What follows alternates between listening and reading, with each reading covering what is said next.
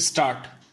The SSE, a cooperative society engaged in the business of providing credit facilities to its members and marketing their agricultural produce, invested the surplus funds in short-term deposits with the banks and in government securities and earned interest thereon.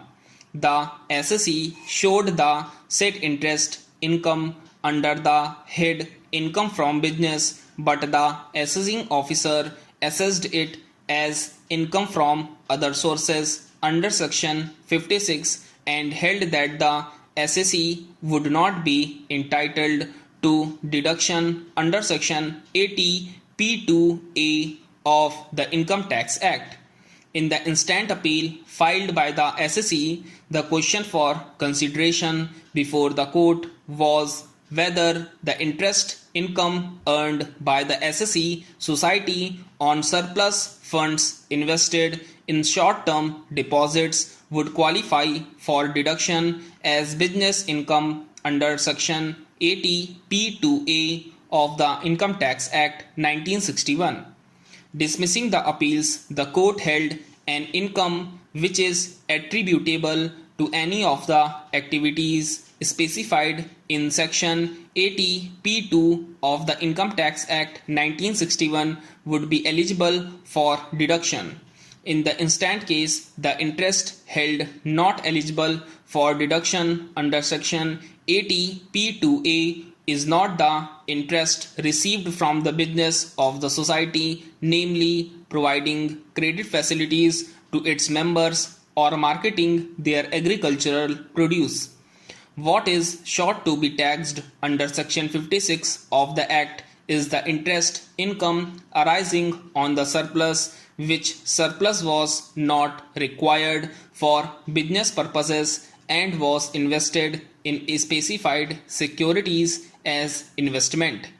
SSE markets the produce of its members whose sale proceeds at times were retained by it.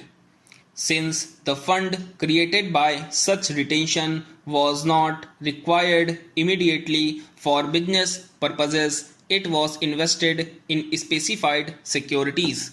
Such interest income would come in the category of income from other sources and therefore would be taxable under section 56 of the Act as rightly held by the assessing officer. The word income has been defined under section 224I of the Act to include profits and gains. This subsection is an inclusive provision.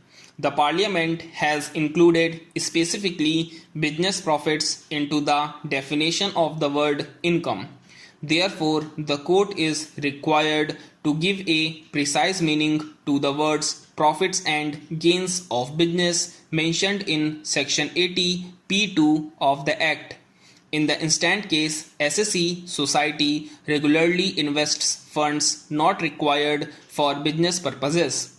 Interest on such investments cannot fall within the meaning of the expression profits and gains of business.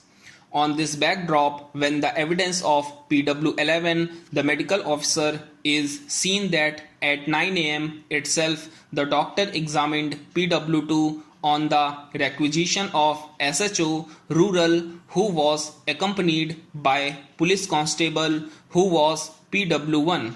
There is no question of PW1 registering the FIR. PW14 also admitted that even by the time they reached the hospital, MLA was started to have come to the hospital and the legal advisors were also found in the hospital. Stop.